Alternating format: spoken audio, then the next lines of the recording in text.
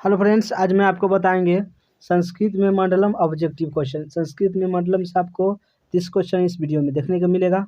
उसमें आपको कमेंट करके बताना है कितना सही है या कितना गलत हो रहा है। देखिए, आपको एक संस्कृत के आपको 30 ऑब्जेक्टिव क्वेश्चन मिलेगा।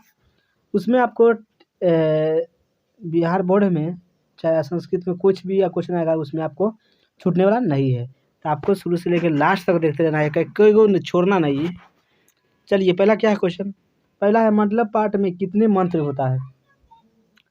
तो मंडलम में कितना है, 5 है। कितना है, 5। आंसर देखिए शो करता है नीचे, देखिए 5 है। मंडलम में कितने मंत्र होता है, 5। इतना आपको समझ आ गया होगा। चलिए आगे चलते हैं। दूसरा क्वेश्चन, सत्य का मुंह किस पात्र से ढका हुआ है।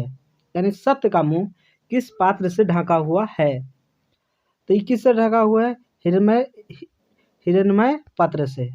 कहाँ से, हिरण्मय पात्र। आपको आंसर देख लेना है नीचे, आपको समझ नहीं आएगा तो हिरण्मय पात्र, आपको ए इज द करेक्ट आंसर हो जाएगा। चलिए अगला क्वेश्चन है तीसरा, सत्यमेव जयते किस उपनिषद का मूल मंत्र है। यानी सत्यमेव जयते किस उपनिषद का मूल मंत्र है। तो ये किसका है, तो आपको ए इज द मुंड कोपनिषद, यानी मुंड कोपनिषद का है। मुंड कोपनिषद का है। चलिए आगे बढ़ते हैं। अगला क्वेश्चन है 4 का, हिरण्मय पात्रेन क्या है, हिरण्मय पात्रे दृष्टि यह मंत्र किस उपनिषद से उद्धत है। तो ये किससे है, यह है आपको किसको, ईशावास्योपनिषद से। आपको एज द करेक्ट आंसर हो जाएगा। चलिए 4 के हो गया, 5 के अब लेके चलते हैं। महान से भी महान क्या है, महान से भी महान कौन है, तो ये आत्मा है। कौन है, आत्मा महान से भी महान होता है। चलिए आगे बढ़ जाते हैं। वेद रूपी शास्त्र क्या होता है। वेद रूपी शास्त्र क्या होता है। वेद रूपी शास्त्र क्या होता है, ये होता है नित्य। क्या होता है, नित्य। वेद रूपी शास्त्र क्या होता है, नित्य। चलिए आगे बढ़ जाते हैं 7 के, क्या यह संपूर्ण संसार किसके द्वारा अनुशासित है। यह संपूर्ण संसार है, ये किसके द्वारा अनुशासित है। किसके द्वारा है, यह परमात्मा के द्वारा, परमात्मा के द्वारा यह अनुशासित है। चलिए 8 का क्वेश्चन देख लीजिए, मंडलम पाठ में कौन सा मंत्र संकलित है। तो ये आपको कौन है आंसर, आपको पदात्मक है। खाली पदात्मक आपको बी आंसर हो जाएगा, पदात्मक। यही आपको मंडलम पाठ में रखा हुआ है। चलिए अगला है, मंडलम पाठ का प्रथम मंत्र किस उपनिषद से लिया गया है। यानी मंडलम पाठ का प्रथम मंत्र किस उपनिषद से लिया गया है। तो किससे लिया गया है, तो इसको लिया गया है ईशावास्योपनिषद से। ईशावास्योपनिषद से, आपको सी इज द करेक्ट आंसर हो जाएगा। आगे मंडलम कहाँ से संकलित है। मंडलम कहाँ से संकलित है, तो ये कहाँ से है, उपनिषद से। उपनिषद से ही संकलित है। आगे चलिए, किसकी विजय नहीं होती है। असत्य के विजय नहीं होता है, असत्य का विजय कभी नहीं होता है। चलिए आगे क्वेश्चन बढ़ जाते हैं। वेदांग महंत पुरुष महानतम विद्यतो नमः मंत्र किस उपनिषद से लिया गया है। तो ये किससे लिया गया है, ये लिया गया है श्रोतोनिपात से। आपको B is the correct answer हो जाएगा। चलिए आगे बढ़ जाते हैं। अनुर्नियम महतो महिमा नमतमन मंत्र किस उपनिषद से संग्रहित है। ये किससे है, तो ये आपको है कठोपनिषद से। कठोपनिषद से आपको बी आंसर आपको सही हो जाएगा। आगे बढ़ते हैं। उपनिषद में किस महिमा का वर्णन किया गया है। किसको किया गया है, ये परम पुरुष का वर्णन किया गया है उपनिषद में। चलिए आगे बढ़ जाते हैं। आगे है आपको किसकी विजय होती है, ये सब आपको हो गया।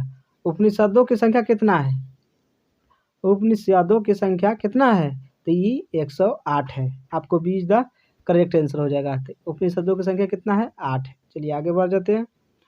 बहती नदी कहाँ मिलती है। बहती नदी है जो कहाँ जाके मिलती है, तो ये समुद्र में जाके मिल जाता है। चलिए आगे बढ़ जाते हैं 18 के, जंतु के हृदय रूपी गुफा में क्या स्थिर रहता है, स्थिर है। जंतु के हृदय रूपी गुफा में क्या स्थित है? तो ये क्या स्थित है? तो ये आत्मा आपको स्थित है। चलिए आगे बढ़ते हैं। अणु से छोटा कौन होता है? अणु से छोटा कौन होता है? आत्मा होता है। अणु से भी छोटा क्या होता है? आत्मा होता है। चलिए आगे बढ़ जाते हैं। देव का लोक का मार्ग किससे प्राप्त होता है? यानी देवलोक का मार्ग किससे प्राप्त होता है? तो इस सत्य से होगा। सत्य से प्राप्त हो जाएगा देव का मार्ग। चलिए आगे बढ़ जाते हैं। उपनिषद किसका अंग है? उपनिषद किसका अंग है? तो ये है आपको वैदिक भांडाय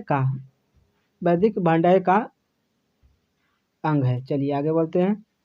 परमात्मा की महिमा का वर्णन किसमें किया गया है? यानी परमात्मा का वर्णन किसमें किया गया है? तो किसमें किया गया है? तो ये किया गया है ईश्वा सयापन में। ईश्वा सयापन में किया गया है परमात्मा का वर्णन। चलिए अगला है। उपनिषद का क्या प्रकट करता है? तो ये करता है क्या? दर्शन शास्त्र का सिद्धांत। दर्शन शास्त्र का सिद्धांत। अगला है। ब्राह्मण को प्राप्त करने में विषय में क्या बताया गया है? किस विषय में बताया गया है?